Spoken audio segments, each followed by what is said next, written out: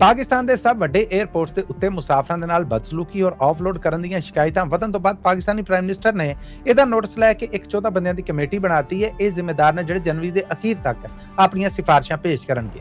ਪਰ FIA federal investigation authority ਦੇ ਮਹਿਕਮੇ ਨੇ ਇੱਕ ਨਵਾਂ ਸਿਸਟਮ IC4 ਆ ਜਿਹੜਾ ਉਹ ਮੁਲਕ ਭਰ ਦੇ ਵੱਡੇ 에ਅਰਪੋਰਟਸ ਤੇ ਲਾਂਚ ਕਰ ਦਿੱਤਾ ਹੈ। ਇਸ ਸਿਸਟਮ ਦਾ ਮਕਸਦ ਇਹ ਹੈ ਕਿ 에ਅਰਪੋਰਟ ਦੇ ਉੱਤੇ ਕਿਸੇ ਵੀ ਮੁਸਾਫਰ ਨੂੰ ਕੋਈ ਵੀ ਮੁਸ਼ਕਲ ਬਣੇਗੀ ਜਾਂ ਕੋਈ ਵੀ ਸ਼ਿਕਾਇਤ ਹੋਏਗੀ ਤੇ ਉਹ ਆਪਣੀ ਇਹ ਸ਼ਿਕਾਇਤ IC4 ਸਿਸਟਮ ਦੇ ਵਿੱਚ ਰਜਿਸਟਰਡ ਕਰੇਗਾ। ਇਹ ਇੱਕ ਸੈਂਟਰਲ ਹੱਬ ਹੈ ਜਿਹਦੇ ਨਾਲ 에ਅਰਪੋਰਟ ਤੇ ਕੰਮ ਕਰਦੇ ਸਾਰੇ ਮਹਿਕਮੇ ਜੁੜੇ ਹੋਣਗੇ। ਉਹ ਇਹਦਾ ਨੋਟਿਸ ਲੈਣਗੇ। ਬਕਾਇਦਾ ਸ਼ਿਕਾਇਤ ਕਰਨ ਵਾਲੇ ਨੂੰ ਇੱਕ ਸ਼ਿਕਾਇਤ ਦਾ ਰਜਿਸਟ੍ਰੇਸ਼ਨ ਨੰਬਰ ਜਾਂ QR ਕੋਡ ਦਿੱਤਾ ਜਾਏਗਾ ਜਿਹਨੂੰ ਉਹ ਪੋਰਟਲ ਰਾਹੀਂ ਮੋਨੀਟਰ ਕਰ ਸਕੇਗਾ ਕਿ ਉਹਦੀ ਸ਼ਿਕਾਇਤ ਦੇ ਉੱਤੇ ਕੀ ਕਾਰਵਾਈ ਹੋਈ ਹੈ ਔਰ ਇਸ ਵੇਲੇ ਕਿੱਥੇ ਹੈ।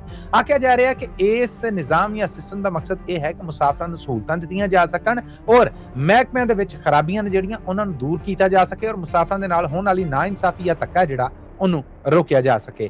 ਆਫਲੋਡ ਹੋਣ ਵਾਲੇ ਮੁਸਾਫਰਾਂ ਨੇ ਸੋਸ਼ਲ ਮੀਡੀਆ ਦੇ ਉੱਤੇ ਆਪਣੇ ਤਬਸਰਿਆਂ ਦੇ ਵਿੱਚ ਆਖਿਆ ਹੈ ਕਿ ਇਹ ਨਿਜ਼ਾਮ FIA ਇਸ ਲਈ ਲਿਆ ਰਿਹਾ ਆ ਤਾਂ ਜੇ ਉਹ ਕਾਨੂੰਨ ਦੀ ਫੜ ਤੋਂ ਬਚ ਸਕੇ, ਕਿਉਂਕਿ ਇਹਦੇ ਵਿੱਚ ਮੁਸਾਫਰਾਂ ਨਾਲੋਂ ਬਹੁਤਾ ਉਹ ਇੱਕ ਐਸੇ ਟਰੱਕ ਦੀ ਬੱਤੀ ਦੇ ਮਗਰ ਲਾ ਰਿਹਾ ਆ ਜਿੱਥੇ ਲੋਕ ਆਪਣੀ ਰਜਿਸਟ੍ਰੇਸ਼ਨ ਹੈ ਜਿਹੜੀ ਉਹਨੂੰ ਮੋਨੀਟਰ ਕਰਦੇ ਰਹਿਣਗੇ। ਯਾਦ ਰਵੇ ਕਿ ਆਫਲੋਡ ਕਰਨ ਦੇ ਮਾਮਲਿਆਂ ਦੇ ਉੱਤੇ ਬਹੁਤ ਸਾਰੇ ਕੇਸ ਨੇ ਜਿਹੜੇ ਉਹ ਅਦਾਲਤਾਂ 'ਚ ਗਏ ਜਿੱਥੇ ਇਹਨਾਂ ਮਹਿਕਮਿਆਂ ਨੂੰ ਫਰੀਕ ਬਣਾਇਆ ਗਿਆ ਹੈ। ਸੋ ਮਹਿਕਮੇ ਇਹਨਾਂ ਸ਼ਿਕਾਇਤਾਂ ਦੇ ਵਿੱਚ ਅਦਾਲਤੀ ਚੱਕਰ ਤੋਂ ਖੁਦ ਨੂੰ ਬਚਾਉਣ ਦੇ ਨੇ, ਮੁਸਾਫਰਾਂ ਨੂੰ ਕੋਈ ਸਹੂਲਤ ਨਹੀਂ ਦੇ ਰਹੇ। ਇਹ ਆਖਣਾ ਉਹਨਾਂ ਲੋਕਾਂ ਦਾ ਜੋ ਆਫਲੋਡ ਹੋਏ।